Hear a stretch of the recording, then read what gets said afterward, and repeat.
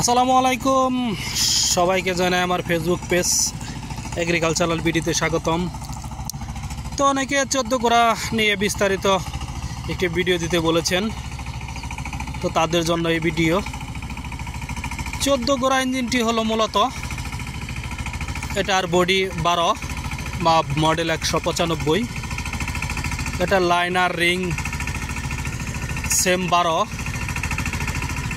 এটার পার্থক্য শুধু এটার লজেন প্লাঞ্জার এবং ক্যামশেপ হলো 20 গোড়ার বা 1110 মডেলের, এবং পিস্টনটা হলো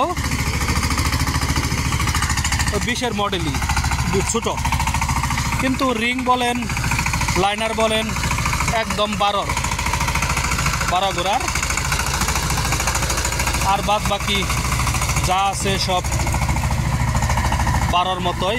আর পিনিয়মটি হলো ক্রস, যেমন 12-16 মধ্যে পিনিয়ম থাকে সোজাগুলা, কিন্তু এটা হচ্ছে ক্রস পিনিয়মের গাড়ি। এজন্য এই গাড়িটার ইঞ্জিনের সাউন্ড এবং কি ইঞ্জিনের শক্তি অনেক বেশি হয়ে থাকে। আর যেহেতু 20-এর লজেন প্লাঞ্জার দেওয়া, এর জন্য ইঞ্জিনের শক্তিটা অনেক বেশি হয়ে থাকে। কিন্তু তেলের দিক দিয়ে 12-16-র চেয়ে কিছুটা কম টানে, কিছুটা কম খায়, আর শক্তিও 12-16-র চেয়ে বেশি দেয়। মোটামুটি ধরতে গেলে 18 হর্স পাওয়ারের মতো শক্তি আসে এই ইঞ্জিনটি থেকে। এবং এই ইঞ্জিনটির দেখতে অনেক সুন্দর, সাউন্ডটাও সহজে নষ্ট হয় না। আমি যে গাড়িটি কিনেছি এই গাড়িটি হলো 22-এর 11, ধরতে গেলে 23 সালের, আর বর্তমানে 25, 2 বছর আগের। তো সাউন্ড এখন ইনশাআল্লাহ নতুনের মতোই রয়েছে, তো আপনারা দেখতে শুনতে পাচ্ছেন অবশ্যই।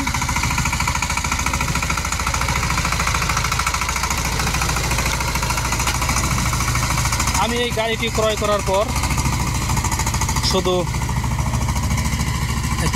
ক্র্যানশেফের বুশ, মোবিল পাম্প, লজেন প্লাঞ্জার এবং ক্যামশেফটি চেঞ্জ করে দিয়েছি, আর কিছুই পরিবর্তন করতে হয়নি। তো ইনশাআল্লাহ খুব ভালোভাবে চলতেছে।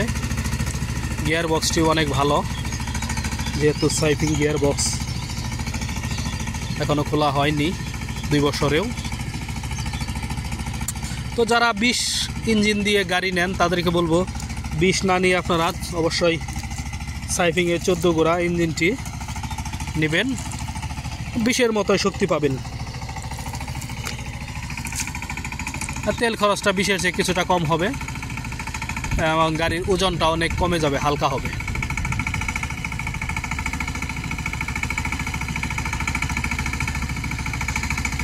আরও যাবতীয় বিস্তারিত যদি কোনো কারো কিছু জানা থাকে অবশ্যই কমেন্ট করবেন, সবার কমেন্টের উত্তর দেওয়ার চেষ্টা করব ইনশাল্লাহ।